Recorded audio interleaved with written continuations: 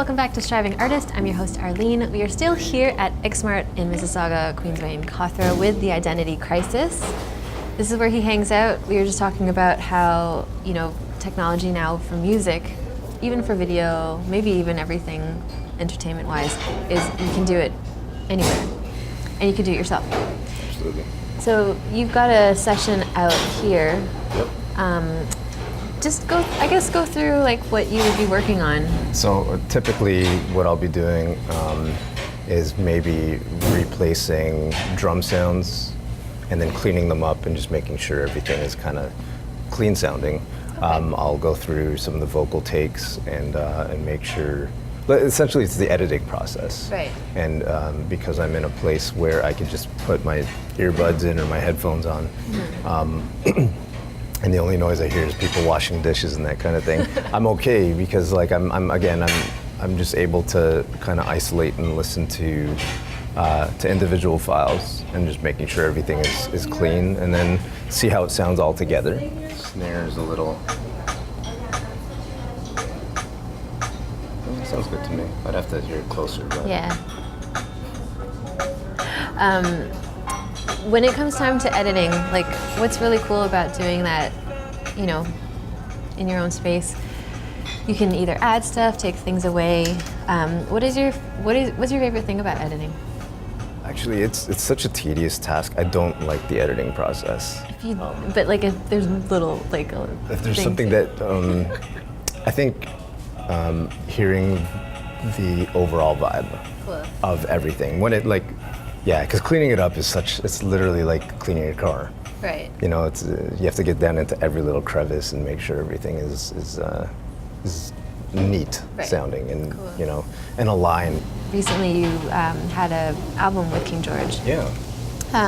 Wait for Me, killer song. You guys Thank have you. to stream it on Spotify. Can you talk to us about collaborating? Yeah. So King George, we've never physically met. I admired him because he worked on some records that I was a fan of. We actually met via MySpace. Remember that? 2005, and we started firing tracks back and forth. I was trying to get on some of the records that he was working on, and it was just like the internet again has changed things so much, where we can literally fire stuff back and forth with little tweaks here and there. And we recorded an album like that, an EP called A Dark Light Volume 1. And From Far and Wide is a quartet that Paul and I are in with Heather, Christine, and Matt Zaddy. How is it like collaborating with these people? I had admired each one of them, yourself included, obviously, for years. And we'd all been friends, and I think we'd all kind of talked about collaborating here and there over the course of the last, 7-8 years. And then eventually it finally happened. It was like, oh, this is coming together, and it came together quite naturally. For sure. And I just brought my laptop to the Zaddy's place. Yeah. Arlene showed up, and we cut vocals, we cut guitars, and I made the beat. The song is called We Are the North. We Are the North. We Are the North, which like I said, it came together so quickly and so naturally and so remote. That's the beauty of the laptop, and I always encourage. I have people that are like, hey, how do I go about this? I'm like, start with a laptop, and figure it out. Even if you're using something as simple as GarageBand. Right. It's so user friendly. That's funny. You talked about branding very briefly. Your brand is the yellow black. You open up all your videos with your logo. Yeah. Can you take us through that process? Like if someone is looking for a logo or like how to brand themselves, like what did you do? Was it like you got someone to create a logo for you, or you had an idea and you showed it to them? I knew from the get-go that it was going to be really important to, and I don't think a lot of artists see things this way. You have to market yourself as a commodity.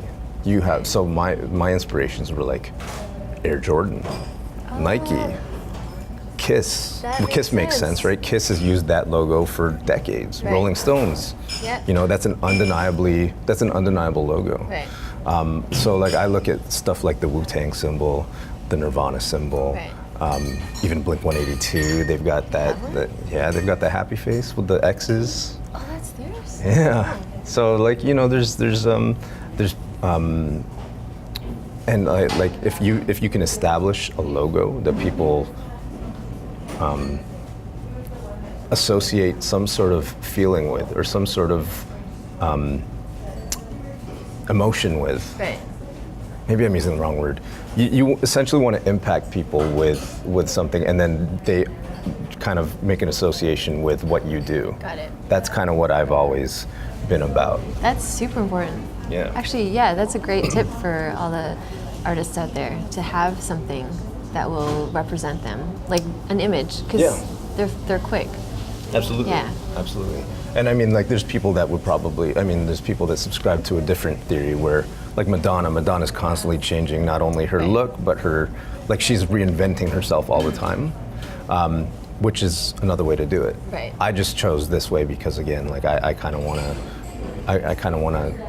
for lack of a better term, iconize what I do. Okay. You know what I mean? Yeah. So, like, Coca-Cola, Right. branded, Pepsi, yeah. You see the... Sponsorship. And yeah, even colors, like colors are important too for me. True. So like, I'm thinking heavily about doing a bra and panties line. Because I did that music video for Let's Go to the Cougar Bar, and I actually had people asking, hey, where can I get these? I'm like, oh, cool. That's awesome. Sweet. And it's things too, like, because you do a lot of stuff that will, like, it's almost like a double take people will have. That's, like, I don't know how else to explain it, but like when they watch your videos, it's almost like you push the envelope. And is that something important to you as an artist? Oh, pushing the envelope is always what I'm about. Yeah. Without going into like sort of like gore territory or anything like, you know, pornographic or anything like that, obviously. I think it's important that you create something that's not just, I've seen this before. You know, it's important to me that, like, my take on even creating music is the same approach. It's like, when I'm writing lyrics, a lot of times I want it to catch people's attention. Even if it's abrasive to the point where, like, I don't curse in my music, but like, I want it to maybe rub someone the wrong way. And then they're like, they either hate it or they're like, what did he mean by that? And then they dig deeper into the lyrics. Because like, I'm never trying to actually offend people. Right. I'm trying to be funny about it. Right. Yeah. Right? Yeah, that's cool. And you even say something too with in your live show that you just like to have fun with your lyrics. Yeah, because I can sometimes sense, especially if it's like a family event, and I'm talking about cougars and chlamydia in my songs. So like it's easy to kind of scare people off. Right. So I just like I throw that in as a disclaimer. I'm just like, hey, this is storytelling. This is joke writing. You know, like I like to have fun with my lyrics, and then I throw in like a serious song. Cool. Sweet. Yeah. Awesome. Well, thank you so much for your time. Thank you. I'll let you get back to your breakfast here at XSmart. But make sure you guys check out the Identity Crisis online. We'll have all of that stuff for you. Please follow us on Facebook and Instagram, Filipino TV, and follow me on Instagram, Facebook, official Arlene Official Music. And I'll see you guys next time.